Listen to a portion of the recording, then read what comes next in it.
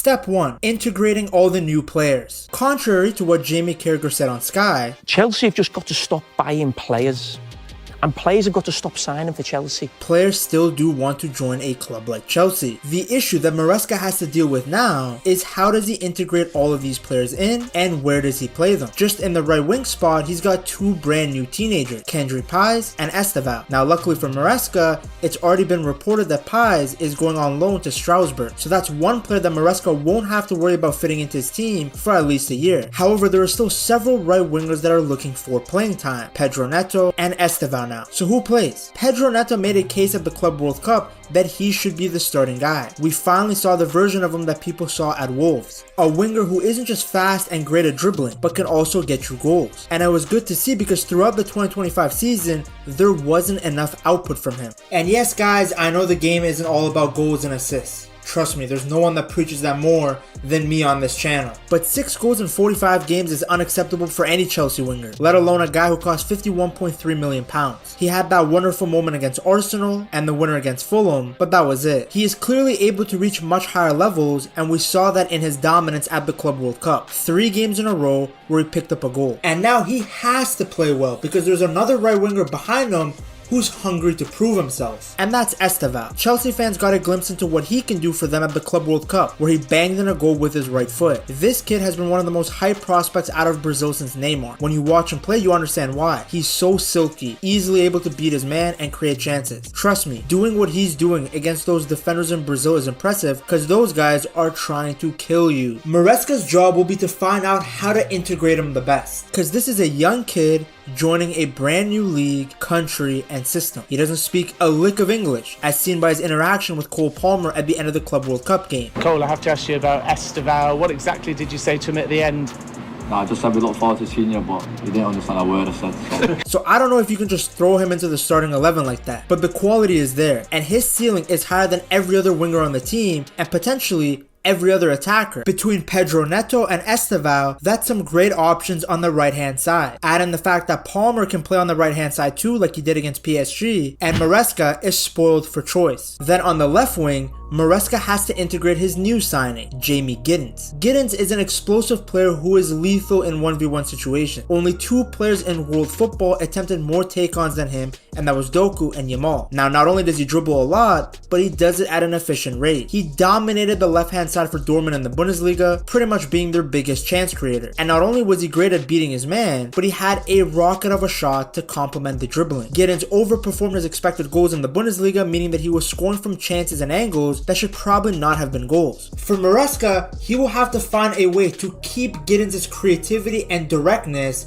while also making sure that he doesn't forget about his defensive responsibilities. With Sterling finished and Mudryk taking steroids, the left wing is all his. Did he only look good because the Bundesliga was so open, or is he truly an elite winger that can punish any team? Only time will tell, but Maresca will have to find a way to integrate him fast and get him to the elite level that many people think he can reach. Step 2, having a plan B. In our team, they have to be good in both phases, the way we want to attack and the way we want to defend. From the moment Maresca arrived at the club, he wanted to make sure his team was super versatile, especially on the fly. I've been really impressed, like you said, with the ball, but also without the ball, the way that you guys have a really defined shape.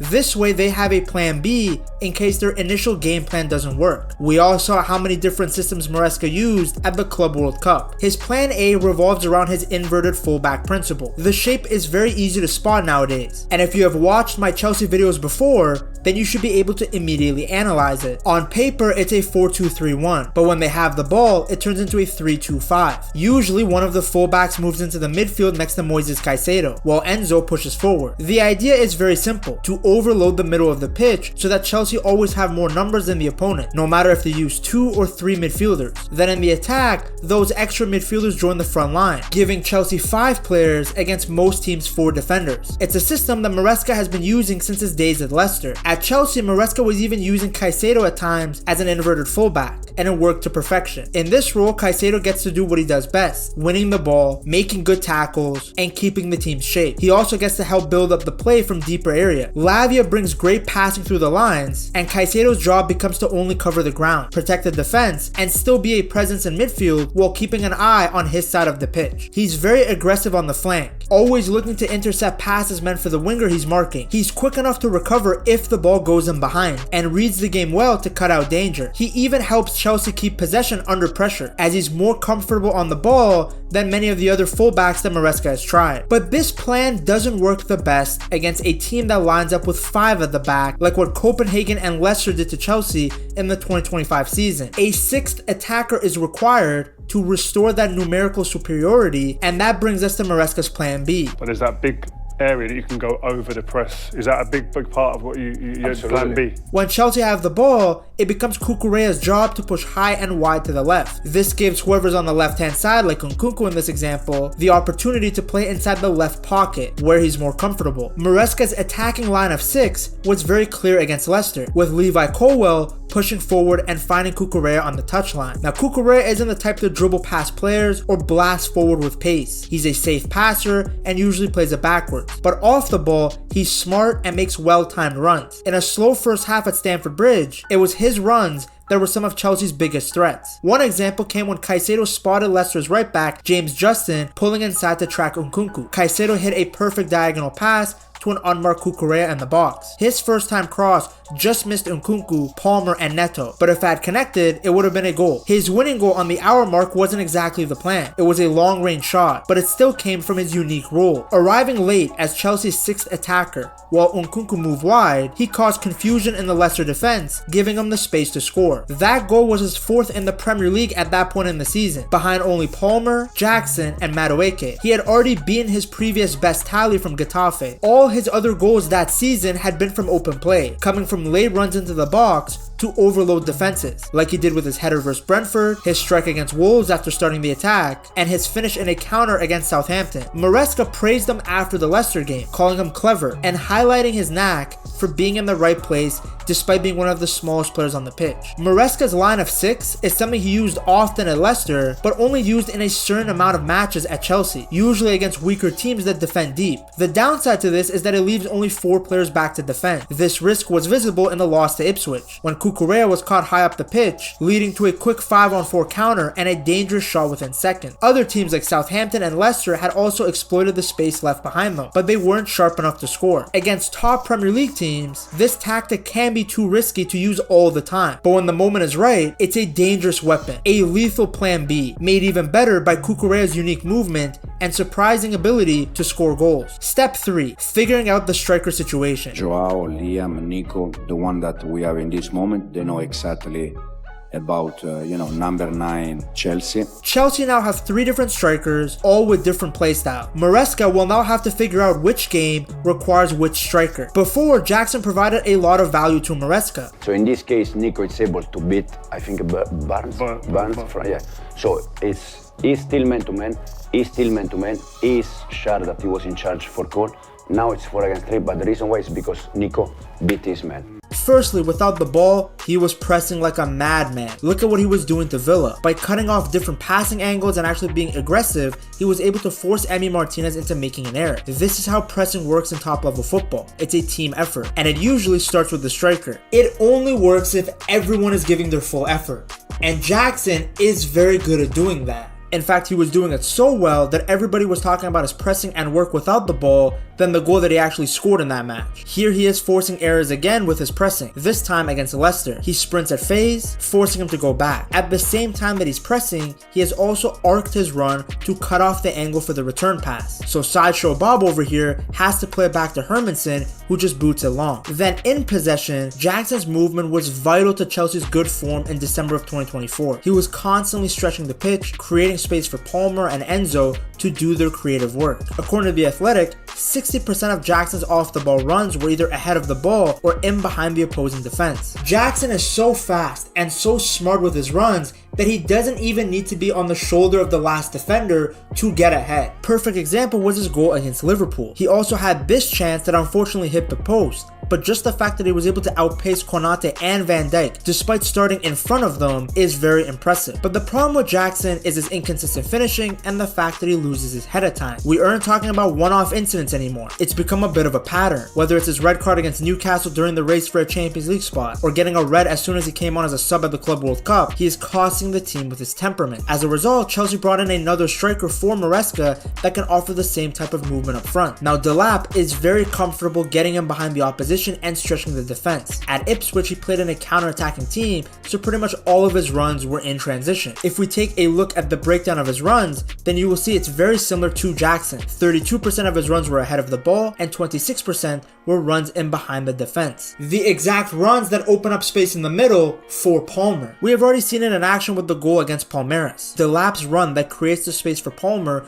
to pull out that moment of magic. Add in the fact that the two have played together before, both for Man City and the England national team, and it was an easy choice to bring Delap in. The problem Maresca now has to deal with is which striker starts. Could they play together? This is why the Italian makes the big bucks, because these are the decisions that he has to make. The good thing for Maresca is he now has a striker option who is even better than Delap and Jackson. His style is very different than those two, and we have seen so far that he elevates the Blues to a whole other level. Joao Pedro is not a player who makes a ton of runs in behind or crashes the box. He wants the ball at his feet. Just take a look at his run breakdowns. He is great at dropping deep, collecting the ball, then either carrying it himself or finding the right pass. This is what he did at his best for Brighton. Collect the ball from the midfield, eat up the space with his carrying, and then find the open winger. Chelsea fans saw what he's all about at the Club World Cup. He's an exciting player, someone that can get fans out of their seats. Very silky on the ball, very clever with his touches. After all, the guy is Brazilian.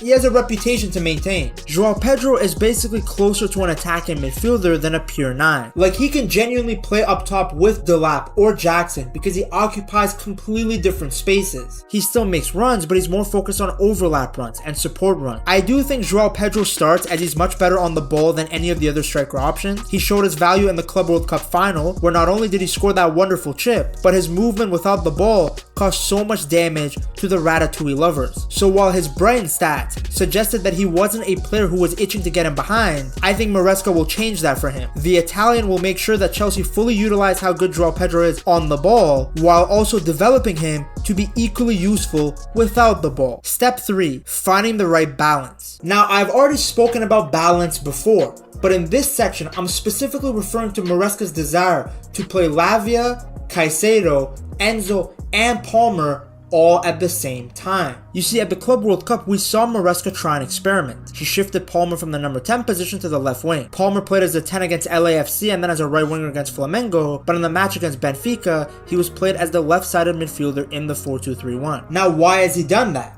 Especially since Palmer has been so good playing through the middle. Well, it's clear that this tweak or variation of it is the only way that Maresca can also get Caicedo, Lavia, and Enzo to play together in the center of the park. We had seen him use this trio in the 2025 season as well, but Maresca couldn't use it as much because Lavia was injured for the bulk of the season. With everyone healthy though, we saw it in action against Benfica. In this setup, Enzo plays as the 10, ahead of a double pivot of Caicedo and Lavia. Reece James stays back and helps form a back 3 in possession. Now, what does this do? Firstly, Chelsea become more solid defensively. Lavia and Caicedo provide way more protection to the back line than Enzo and Caicedo. Secondly, pushing Enzo further up the pitch means he can do more damage. We have seen how dangerous he can be making ghost runs into the box, and he's lethal when the ball drops to him. Just ask Spurs. Then thirdly, by having Palmer occupy the half spaces on the left, it means that Cucurella has more space to attack on that left-hand side. Cucurella had a lot of success in 2025 as this box-crashing left back.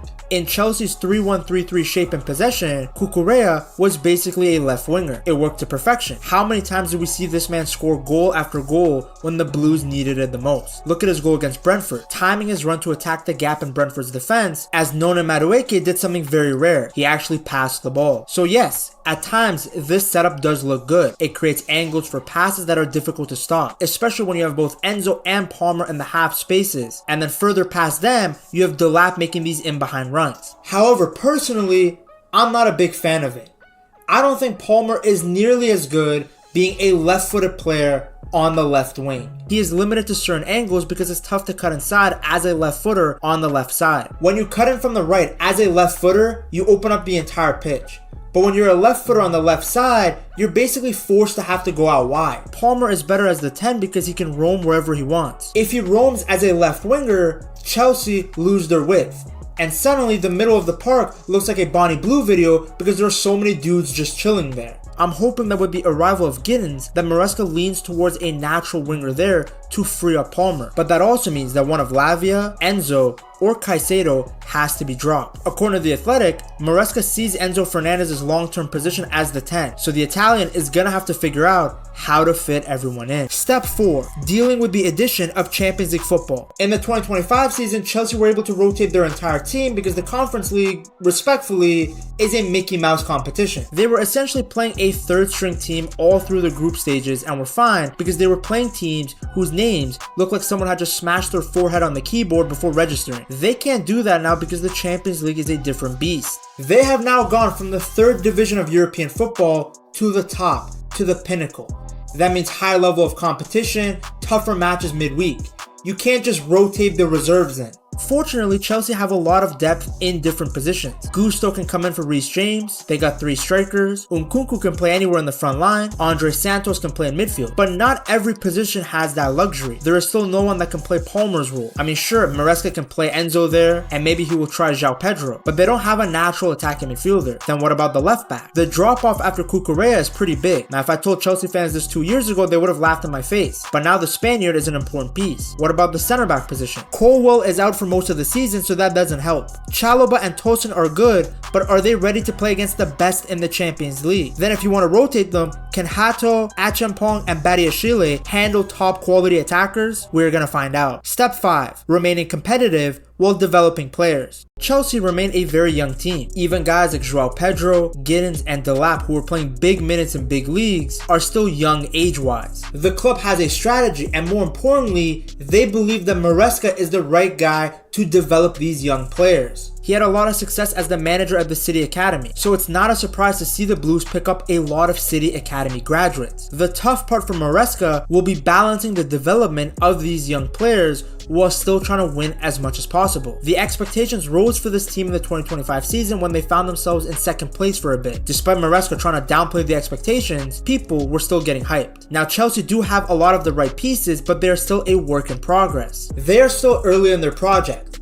They've planted the seeds, but now we have to see which ones will grow. Palmer, Caicedo, Enzo are already top players. Now it's time for the club to try and develop the other guys to reach this level, because Chelsea fans understand they are in a rebuild, but they also want to see progress. The Conference League was a nice story, but this is a club that wants to lift Champions Leagues and Premier League trophy, and if they want to do that, they need a player like Caicedo to continue to be at his best. To get a Caicedo jersey, go to buygamejerseys.com and use code PETTALKS at checkout, and to watch how he went from the streets of Ecuador to the bright lights of Stamford Bridge, you gotta watch this video right here.